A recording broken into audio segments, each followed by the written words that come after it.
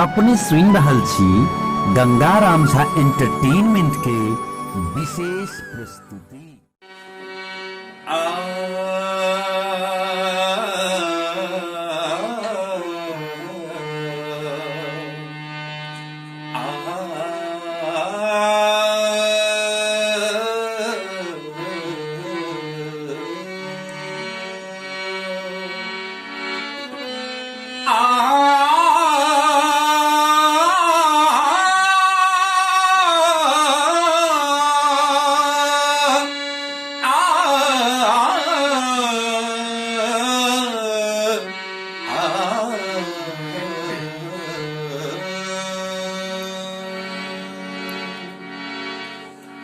नमस्कार, गोर लगे छी सब गोटे। हम छी गंगाराम झा और श्री उमेश झा जी सेहो हमरा संग आबि रहल छलै।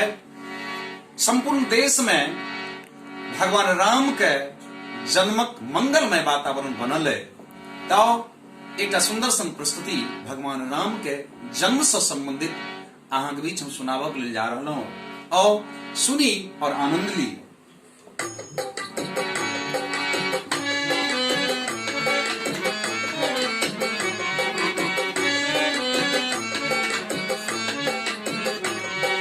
कौशल्या के जन्मे ललनवा अवध में बाजे बजनवा हो। कौशल्या के जन्मे ललनवा अवध में बाजे बजनवा हो। बाजे बजन मराम ले लन जनमवा। बाजे बजन मराम ले लन जनमवा। दशरथ के जन्मे ललनवा अवध में बाजे बजनवा हो। दशरथ के जन्मे ललनवा अवध में बाजे बजनवा हो।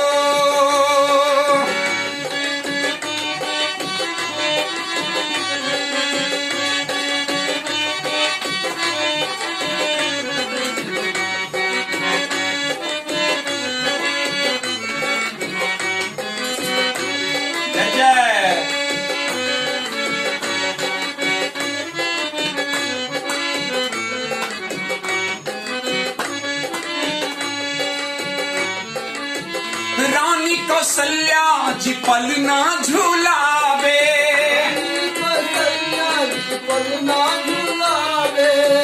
राजा दशरथ जी तो मोहर लुटावे। राजा दशरथ जी मोहर लुटावे। रानी कौशल्या जी पलना झूलावे। राजा दशरथ जी तो सोना लुटावे। छटा देखी देखी बिह से परनवा अवध में बाजे बजनवा हो। कौशल्या के जन्मे ललनवा अवध में बाजे बजनवा हो।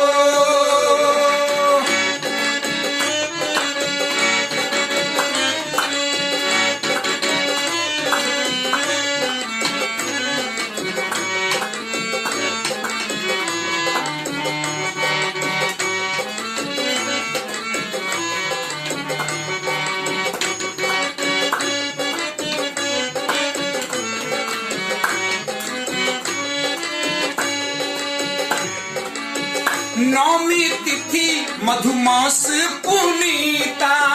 नौमी तिथि मधुमास पुनीता। शुक्ल पक्ष अभिजित हरि प्रीता।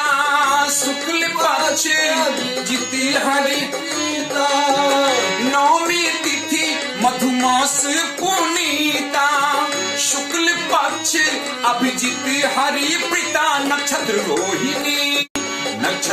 रोहिणी चैत के महीनवा अवध में बाजे बजनवा हो। कौशल्या के जन्मे ललनवा अवध में बाजे बजनवा हो।